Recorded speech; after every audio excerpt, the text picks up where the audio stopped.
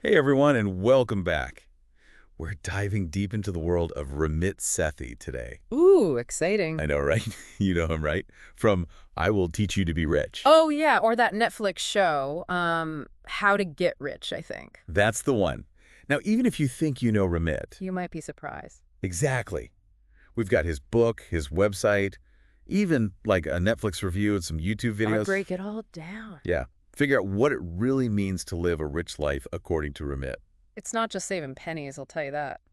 You're telling me. Okay, so one thing that really jumped out at me, the Netflix trailer, you see it. Uh-huh. People are spending like $500,000 on shopping. There's this couple all into stock trading and multi-level marketing. Don't forget the dog with a checking account, but no retirement fund for the owner. Wild, right? What does rich even mean to this guy? Well, that's the thing about Ramit. He turns traditional financial advice on its head. So, Instead of cut back, it's spend extravagantly on the things you love, but cut mercilessly on the stuff you don't. ooh, I like that. But how do you even know where to start? He talks about money dials, right? Yeah. Figuring out what truly makes you happy, those are your dials. And you invest in them.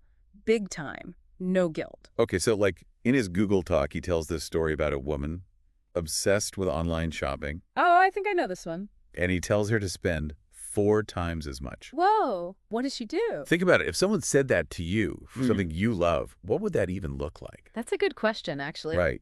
Well, for her, it opened up all these possibilities, like custom-made clothes, visiting the factory in Italy where the brand's made. It's next level. Totally changes your perspective, right? Yeah. It's not just buying more, it's experiencing your passion differently. Like on a whole other scale. Exactly. And that's Ramit's point. He talks about these different lenses for viewing money. Not just frugality. There's results, experiences, even luxury security. Makes you think about your own relationship with money. For sure. And he actually lives this way. He loves convenience, will splurge on hotels, but doesn't care about the latest gadgets. It's got to align with your values, not what everyone else thinks you should value. So this whole $3 question versus $30,000 question thing, what's that all about? Oh, it's classic Ramit. It's like if people get stuck asking tiny questions, should I skip my latte today? That's a $3 question. Yeah, you might save a little, but it's not exactly life-changing. Exactly. He wants us focused on the big stuff, the $30,000 questions, the things that really impact your financial future. So like automating your finances, negotiating a raise, even finding a job you actually enjoy, starting side hustles, investing for the long term. All that. You got to think big picture. Make choices that lead to real freedom. Makes sense. Yeah. I'm guessing this is where investing comes in. Big time. But for Ramit, investing should be boring. Boring. Yeah. Consistent automated contributions, not trying to time the market or anything fancy. Slow and steady wins the race, right? This is really making me think about my own priorities. That's what we're here for, to get you thinking about what rich really means to you. Okay, before we go any further, let's talk about those money scripts he mentioned. Oh, yeah, what we hear about money growing up, right? Money doesn't grow on trees, or rich people are greedy. Those can mess you up without you even realizing it. They get stuck in your head and influence your choices. Powerful stuff. Yeah. It makes you wonder how much those old messages are still affecting us today. Definitely. It all comes back to that iced tea story from his talk. Oh yeah, with the couple arguing. It wasn't really about the $3 tea, was it? Now that I think about it, no way. It was about their values not being aligned, not talking openly about what a rich life means to each of them. Right. And that's where the real work starts.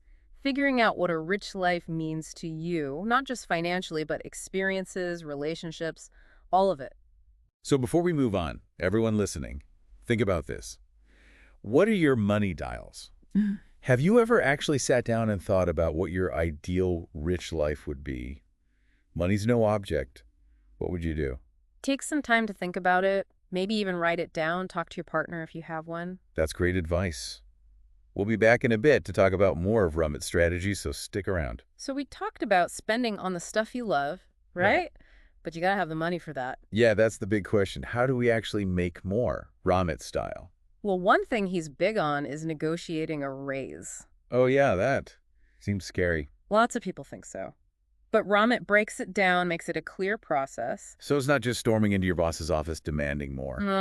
No, you got to show your worth, like what you've accomplished, how you've helped the company, then you can make your case. Didn't he even give, like, sample scripts in his book? Yep, he's all about practical tips. And he talks about timing, too, when to have the conversation for the best impact. Makes sense.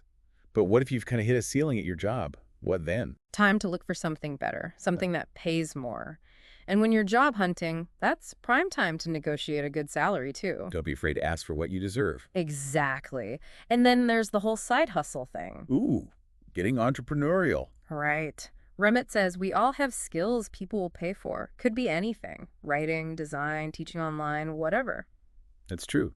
There's so many options these days. And a side hustle lets you test the waters before quitting your job. Yeah, you can see if it's really for you. Exactly. And who knows, maybe it turns into your main gig someday. The dream. But even if you're not the entrepreneurial type, there are still so many ways to make money, freelancing, online courses, all that. Internet's opened up tons of opportunities. It's all about being creative. Yeah. Right? Like Ramit says, focus on those $30,000 questions. Yep. Instead of, should I pack my lunch? It's, how can I earn more?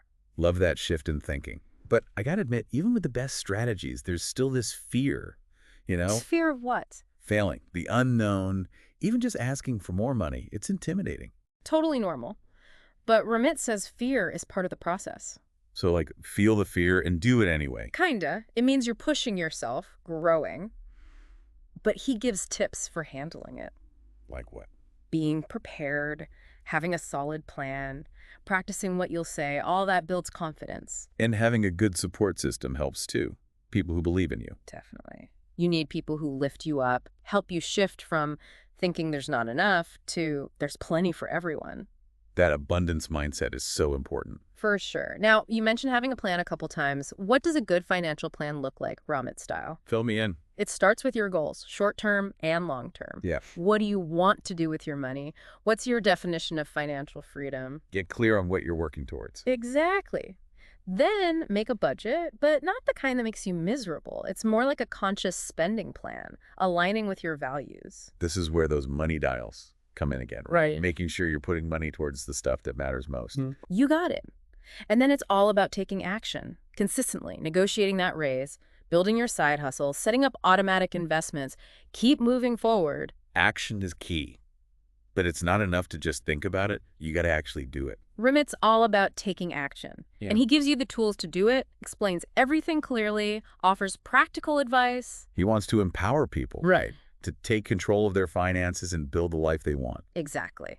So before we move on, let's recap. We talked about spending on what you love, finding ways to earn more, having a solid plan, and taking action. And that whole mindset shift from scarcity to abundance. Super important. But remember, it's not about hoarding money. There's got to be a bigger purpose. It's about using money to create a life that's rich in experiences, full of joy and meaning. That's what we'll get into in the last part of our deep dive. So we've covered earning more, investing smart, and spending on the things we really love. Those money dials, got to keep them spinning. Exactly. Yeah. But I feel like there's more to it, like a bigger picture. You're right. Ramit's not just about managing money. It's about aligning it with your values, using it to create a life that's rich in experiences, not just your bank account. Okay, that sounds amazing in theory. But how do we actually do that?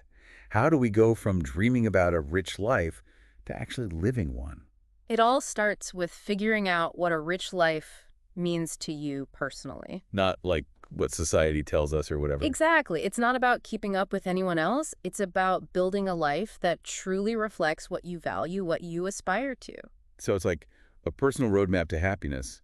But how do we even begin to create that? Ramit has this great exercise. Imagine you've got total financial freedom, no limits. Ooh, I like where this is going. How would you spend your time? What experiences would you prioritize? What kind of impact would you want to have on the world? Wow, that's powerful. It's like giving yourself permission to dream big, envision the most fulfilling life possible. And that vision is going to look different for everyone, right? For sure. Maybe it's traveling the world, experiencing different cultures, or maybe it's spending quality time with family, building those relationships, or pursuing a creative passion, giving back to your community. So many possibilities. It's about recognizing that there's no right or wrong answer. It's about what feels authentic and meaningful to you. And money It's not the end goal, but it's a tool that can help you achieve those dreams, create those experiences. Okay, starting to see the bigger picture here. It's not about just accumulating wealth. It's about using it intentionally to create a life of purpose, a life you actually enjoy. Totally. But let's be real. Life throws curveballs, things happen, unexpected challenges. How does Remit's approach handle that? He's big on having a strong financial foundation, emergency fund, automated savings, investing wisely. So you're prepared for whatever comes your way. Exactly. It's like a safety net. You can bounce back from setbacks, keep moving towards your goals. And it's not just about the practical stuff. The mindset matters too. Oh, absolutely. Being resilient, adaptable, that helps you deal with challenges, stay focused on the long game. Makes sense. So going back to defining that rich life, how do we really get clear on what it looks like for us? That dream big exercise is a good start, but what's next? Ask yourself some more specific questions like, what activities bring you joy? What are you naturally good at? What kind of legacy do you want to leave behind? Who are the people you want to be surrounded by? Really dig deep, figure out what truly matters. And remember, it's an ongoing process. Your vision might change over time, and that's okay. Life's always changing. Got to be flexible. Exactly. What's important is staying connected to your values, making choices that reflect what you want. And what I love about Ramit's approach is you don't have to wait to be rich to start living a rich life. Totally agree. You can start incorporating those elements of joy, fulfillment, purpose into your life today, and no matter how much money you have right now. It's about finding ways to appreciate the little things, spend time with loved ones, pursue your hobbies, whatever lights you up. And as you build your financial foundation, you can invest more in those areas, make that rich life even richer. So as we wrap up our deep dive into Ramit Sethi's world, the big takeaway is this. It's not just about the money.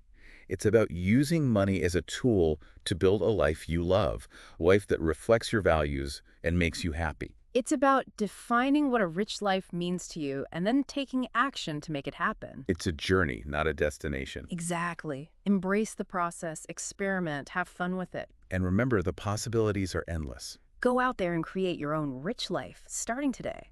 Great advice. And be sure to check out the show notes for all the resources we mentioned, Ramit's books, his Netflix show, his website, everything. Until next time, keep learning, keep exploring, and keep diving deep.